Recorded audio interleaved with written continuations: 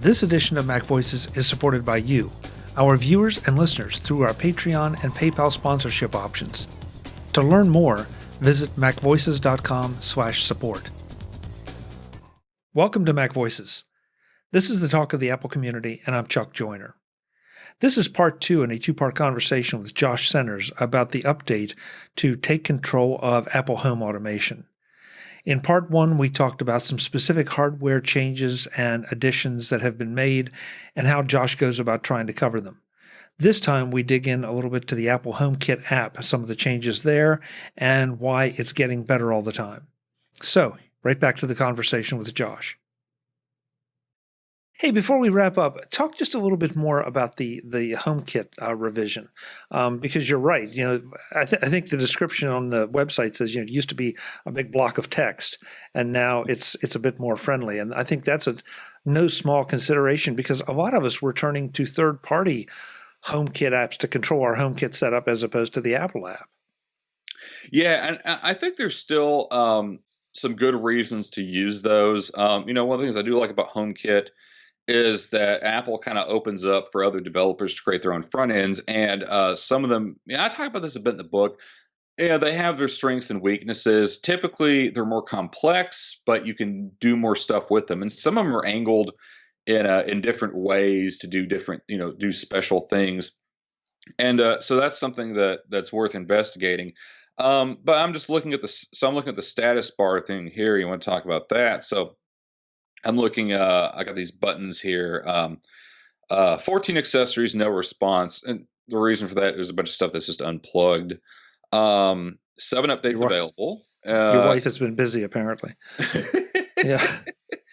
And motion in the kitchen. The kitchen's occupied. I have the ecobee thermostat in my kitchen, and it has what they call an occupancy sensor. So a motion detector just detects motion. An occupancy detector is a bit less sensitive. So like it doesn't just say, oh, there's motion. It's like, okay, there was some movement here in the past so many minutes, so we're assuming someone's in the room. And the ecobee uses that for temperature control because I have a sensor in my bedroom so it tries to determine. So it has a temperature sensor and an occupancy sensor in those extra sensors. And so the ecobee will try to intelligently figure out where people are in the house and adjust the temperature according to that. Like if I want the temperature to be 72, right? If it's 71 in the downstairs, but 73 in the bedroom, then it's not going to turn the heat on because it's warm enough in the bedroom. So, and there's usually not that big of a discrepancy, but it is a nice feature, especially for a larger house. And then I also have sensor readings, like it's telling me the temperature in my house is anywhere between 69 and 74, which is kind of odd.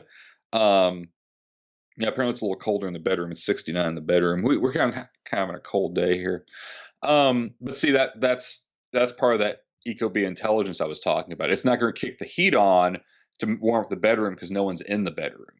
So, one of the nice little things about that sort of smart stuff. And then there's one thing I don't like. They have this thing where it tells you how many lights are on, and you can tap the button to turn all the lights off. And so you can do that. You can turn all the lights off for the whole house with a tap of a button, which I'm not sure I like. You can also do that for individual rooms in the status bar. I think it's a little too much power that you can't turn off, because it's very easy to black out your lights. Oh, I did want to mention one cool thing you can do. If you have a HomePod, it opens up a lot of possibilities. And I discussed this in the book, and this isn't new, but this is, you can automate like HomePod volume. So I turn the HomePod volume down at night and then back up in the morning. So that way, if it gets triggered, if somebody asks to turn the lights on or off, it's not waking the whole house up. But a friend of mine told me about an automation he has. This isn't just me saying, oh, it's a friend of mine, because I wish I had thought this up. He has an automation for his house. If he has an intruder, I forget what the command is, but he can issue a command to Siri, and it will turn all the lights off in the house and then crank up that "Let the Bodies Hit the Floor" song like at max volume. And so he can just go to town on whoever it is. And so there's lots of really cool stuff you can do with a HomePod and the home automation. Like there's a lot of really interesting possibilities. It'll be interesting to see how much of that is accessible with the HomePod Mini once we get our hands on it. But from what I've seen so far, it sounds like that should not be any kind of issue. That it's going to function just like a HomePod from that standpoint. So, but Yeah. we will see. We will see. Josh, yeah, I have to ask you one thing about the smart thermostat. This is not commentary on the ecobee. This is smart thermostats in general. Mm-hmm. One of the reasons I haven't adopted them is because, and you live in that part of a part of the country too, where you can freeze pipes if you're not careful. And that's always been my concern. Now, right now, nobody's traveling anywhere, but when I was traveling and away from the house during some of the cold winter months for, a week at a time, Mm-hmm. I always had this just this much paranoia about, if the power goes out, or if worse, if the thermostat, decides to misbehave, I'll come home to frozen pipes. Mm-hmm. And so as a result, I have not adopted smart thermostats. Any thoughts were from your standpoint? I mean, are you confident enough that these things are bulletproof from that standpoint? Yeah. So yeah. If I have a few minutes to talk about that, because there's a lot I can discuss with that. So overall, I think the smart thermostat is a win on that front. One of the things I love about the smart thermostat is, well, my favorite thing is I can adjust the temperature while I'm laying in bed. I don't have to get up and go downstairs. If I'm a little cold, I can turn up the heat. If I'm a little too warm, I can turn down the heat or turn on the air conditioning. So that is a great feature. That makes probably my favorite thing is my heat bulbs, but my second favorite thing is my smart thermostat. It's great for that reason. Another great thing is when you're away from the house, you can check what the temperature of your house is. So one of the things I don't like about the ecobee, and I think this is also true of the Nest, which isn't HomeKit, but another popular one, is it by default it wants to do ranges, right? It wants to do automatic heat, automatic cool, but you have to have a 5 degree delta between the heat and the cool, right? So you can be like, well, turn the heat on if it's 79 degrees and turn the air on if it's 75 degrees. And I don't particularly like that. I'm very particular. I just want it to be 72 all the time. Like, maybe that's not the most environmental thing, but I want it to be 72. Okay.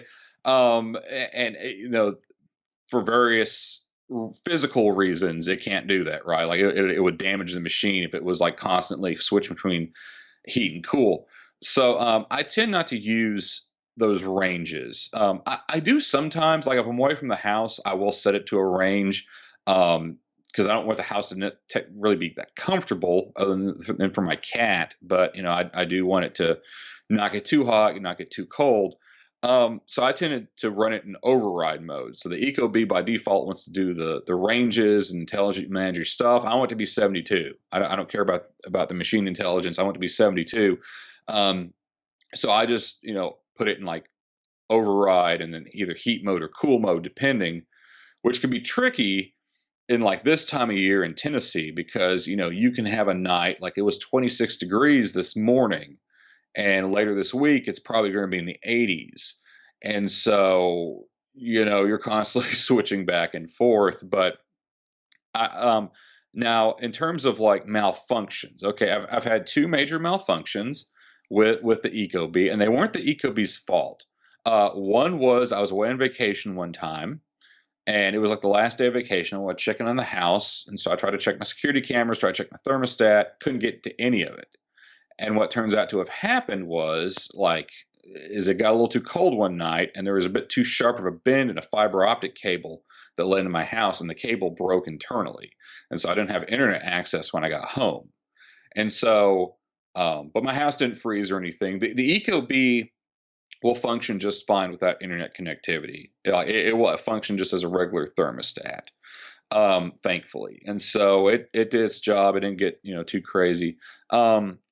The other problem I've had, and this is a really weird one. So I have so I have an internal. The air conditioner unit's internal, and air conditioners drip. And so how do you fix? Well, I have a pump, a little cheap pump that's hooked up to it, and the water drips into this.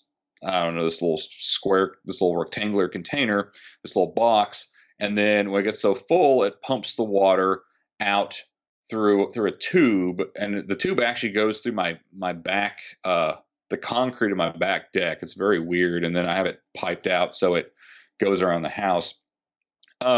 So what happens is if I forget about that when it's freezing outside, because I also let my dehumidifier run and drain into that thing. And if I don't think to disconnect that and that freezes, then it can't pump the water out. And that thing will keep pumping as long as there's water in there. It's not smart enough to turn itself off. And when that happens, it takes power away from the ecobee and causes it to go haywire. And so I had this happen last winter. I woke up to a very cold house wondering what the heck was going on. And that's what happened. It tried to run all night. Thankfully, nothing burned out.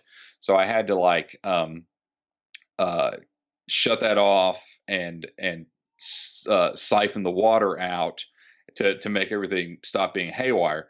Not the ecobee's fault, but the ecobee, as all smart thermostats do, needs a certain amount of power, and so that power is getting drained away by that crazy malfunctioning pump. So that's one weird problem I've had. I did wake up to a very cold house because I wasn't smart enough to think, oh yeah, it might freeze. And again, this is a Tennessee thing. Like it'd be 80 degrees one day and 20 degrees the next, and that's not an exaggeration. And so I do have to think about stuff like that. But I don't think a lot of people have the same weird challenges my house does because my house is partially underground, and so I have moisture issues. And then we have this crazy Tennessee weather where it can be spring one day and winter the next, and so but that is something to consider in your overall system. But like I said, I think for most normal people that won't be a problem. But overall, yeah, it's been very reliable, and I haven't had any broken pipes or anything. This edition of MacVoices is supported by you, our viewers and listeners, through our Patreon and PayPal sponsorship options. To learn more, visit macvoices.com/support. If you get value from MacVoices, please consider becoming a patron at patreon.com/macvoices. You get access to the MacVoices Thinking Posts, exclusive Patreon-only video chats, as well as having your name in the credits of each MacVoices show for the months you support. Having you as a MacVoices patron helps us pay the bills and keep building and improving MacVoices. Or if one-time support is more your speed, use our PayPal option. You too will get your name in the show notes of every MacVoices episode for the month you contribute. Or you can support the show by writing a review in iTunes or buying through our affiliate links. Neither of these costs you anything, but they help MacVoices a great deal. Again, macvoices.com/support. Thanks to everyone who contributes to keep MacVoices firing on all cylinders. Yeah, so many of the HomeKit devices, and I did want to say, you mentioned Eve before, and I've got a couple Eve pieces, and they are absolutely terrific, super reliable. But so many of these things, they look like a good idea, and then you get them, and it's like, well, I'm not quite so sure, or is it really that much better? There's some, absolutely, and it sounds like you just gave a bunch of use cases for a thermostat that, maybe I'll have to rethink again as we go to Black Friday this year and maybe think about installing something like that. But The one type of accessory I will say it sounds like a better idea than it is are the automated locks. I have one of the August locks. And it's a fine product, but here's the problem: is it's powered by AA batteries, and so it runs out of those batteries really quick because it controls a motor that moves the deadbolt in your house, in your door. And of course, another problem with that is you also tend to have a lock in your door, so it doesn't control that. So I don't know. I just don't get a lot of use out of it. So I don't typically recommend those to people. I talk about this in the book. Now there are some exceptions to that. For instance, I had a friend whose father was dying. He was sick, and he wanted to, he had to leave town for a while. My friend did, not the father, and he needed somebody. He needed somebody to come in and take care of his father, and so he needed a way to automate unlocking and locking the door. And so I helped walk him through making that decision, and he got a HomeKit lock, and it worked great for his purposes. But just for general security, I don't tend to recommend those. And I have a whole section in the book that gives a lot of reasons why I don't recommend the HomeKit locks. yeah, I kind of feel the same way about it. It's one of those that wouldn't it be great if, but those ifs come up about once every 3 years. And so, I've have not gone that route either. So and not that there's, if you have the use case, if you need it, that's fine. And I can think of plenty of people that might, hate to say it, but, elderly parents, caregivers, those kind of things need access to the house. Yeah, absolutely. But Not maybe for just like with everything. Shoot, everything, you got to look at your own personal use case and decide, is this a toy I want to play with, or is this Mhm. something that really is going to improve my life? Yeah, So, absolutely. And a lot of this book, for those who haven't read it, a lot of this book deals exactly with helping you walk through those decisions. And it was funny while I was updating this book, I realized there wasn't just a ton of stuff I had to update because a lot of the book isn't technical, at least not technical in the the sheer UI sense that so many of the take control books usually are. A lot of it is like philosophical. A lot of it's like walking you through the decision process of what home automations you should use and what you should consider before setting them up. And so it's kind of unique in that regard. And there's a big chapter at the end that walks you through hooking up and installing some of the more complicated HomeKit automations, like for instance. Like switches, outlets, things like that, actually doing electrical wiring.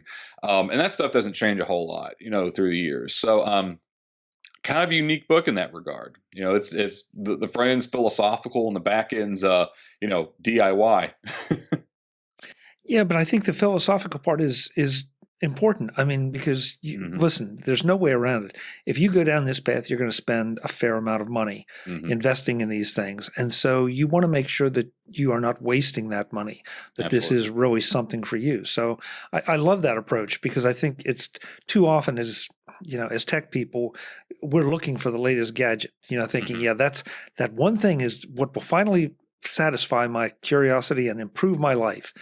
And it's not always the case. It's not always the case. Hmm. I did want to, so something was on the What's New page, but I love the fact that you talk a little bit about adaptive lighting, but then point out that there are no lights that support it yet. So it's kind of there. Yeah, and it's unfortunate because that's a feature I was really excited about because I've felt for years. I'm like, I wish I could have my lights changed throughout the day, just like Night Shift does on the iPhone. And unfortunately, I mean, this is just how HomeKit features are. Apple will announce them. It takes the vendors months, sometimes years to implement them. So that's how it is.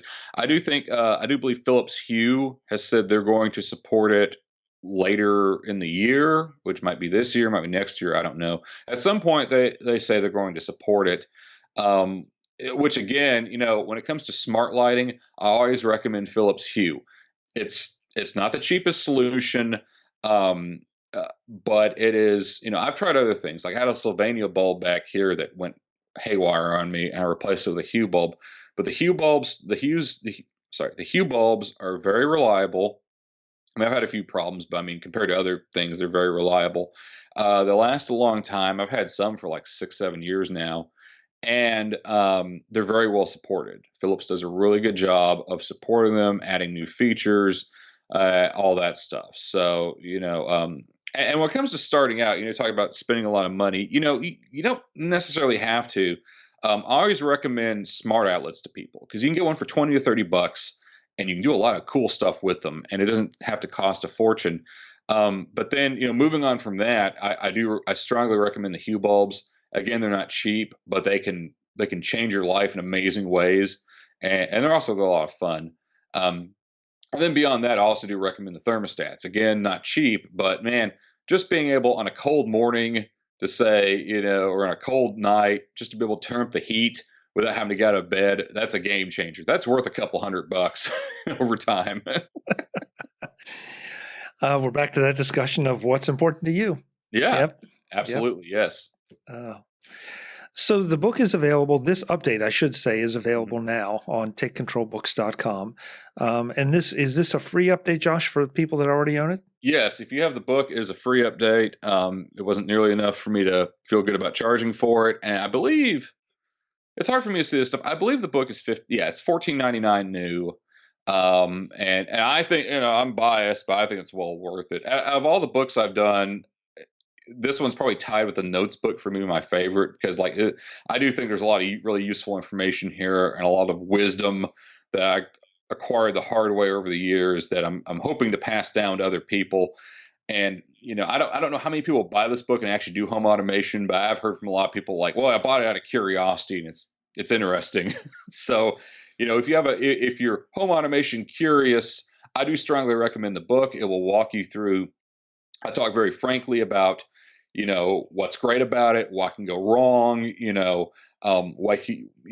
what you can reasonably expect to spend, and I try to lay this stuff out in realistic ways and also in ways that are approachable to people. This is a very meat and potatoes kind of book. I don't, there's a couple of weird things I do at the end just to show off kind of what you can do, but it's one of those things that, I think a lot of people who have a bit of technical aptitude, I wouldn't recommend this for someone who's totally green behind the ears, just because you're messing with your environment, right? But I think for people who like computers and have fun with computers and aren't afraid of them, I think you can really improve your life in a lot of ways and remove friction around your house and maybe not spend nearly as much as you think you might doing it.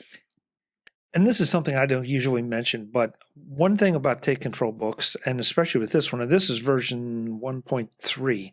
Mhm. So, the HomeKit environment, the home automation environment is changing constantly. And Josh and the Take Control people have done a really great job of kind of just continuing to evolve this book, adding things, expanding things, explaining things that are new and how it may have changed from one operating system to the next, one product to the next. So if you decide to buy this book, you're not just buying this book, but you're buying all those iterations that are coming undoubtedly down the road. So it's an extra great value. And it's a whole lot cheaper than even your first home automation piece, whatever it happens to be. So, Absolutely. yeah. Josh, thank you. This was a lot of fun. But I will look forward to you setting up the hunting cams and having your subscription channel. Just a matter of what's going to show up. All right.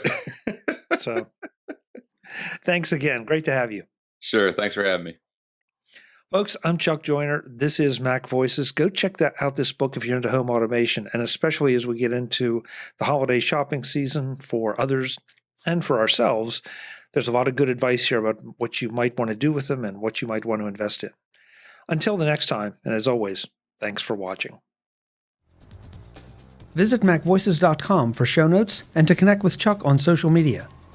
Get involved in our Facebook group or like our Facebook page, and get more out of your Apple tech with MacVoices Magazine, free on Flipboard and on the web. And if you find value in it all, consider supporting us through either our Patreon campaign at patreon.com/MacVoices or by making a one-time donation via the PayPal link on our front page and in the show notes of each episode.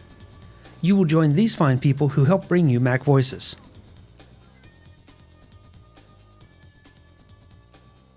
Advertising handled by Backbeat Media at backbeatmedia.com. Bandwidth provided by CashFly at cashfly.com.